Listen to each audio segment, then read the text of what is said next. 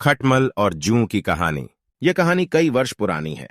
उस समय दक्षिण भारत में एक राजा राज किया करता था।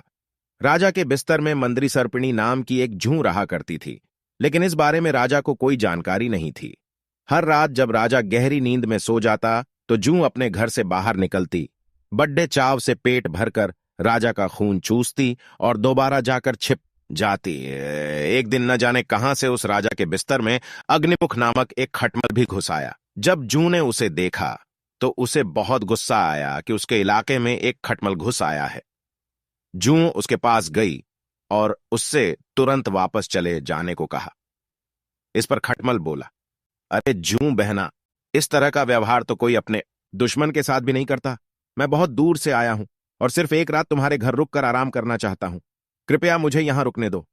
खटमल की बातें सुनकर जूं का दिल पिघल गया। उसने कहा, ठीक है, तुम यहां रुक सकते हो, लेकिन तुम्हारे कारण राजा को कोई परेशानी नहीं होनी चाहिए।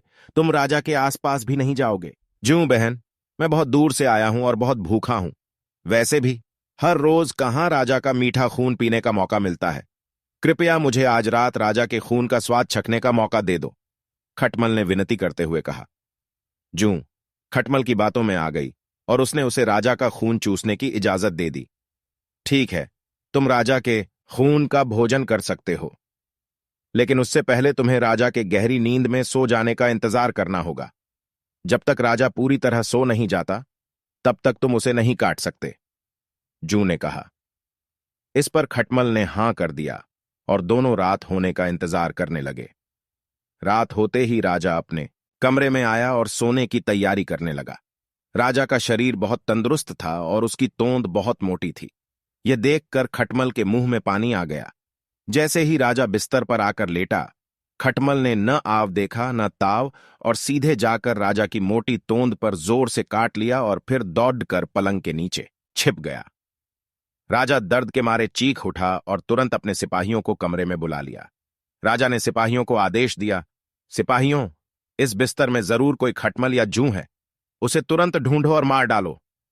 राजा के सिपाहियों ने बिस्तर पर ढूंढना शुरू किया तो उन्हें बिस्तर में छिपी जूं मिल गई। उन्होंने तुरंत उस जूं को मार डाला और खटमल बच निकला। इस प्रकार खटमल की गलती के कारण बेचारी जूं मारी गई। कहानी से सीख दोस्तों, इस कहानी से हमें यह सीख मिलती है कि हमें आंखें बंद करके किसी अजनबी पर भरोसा नहीं करना चाहिए।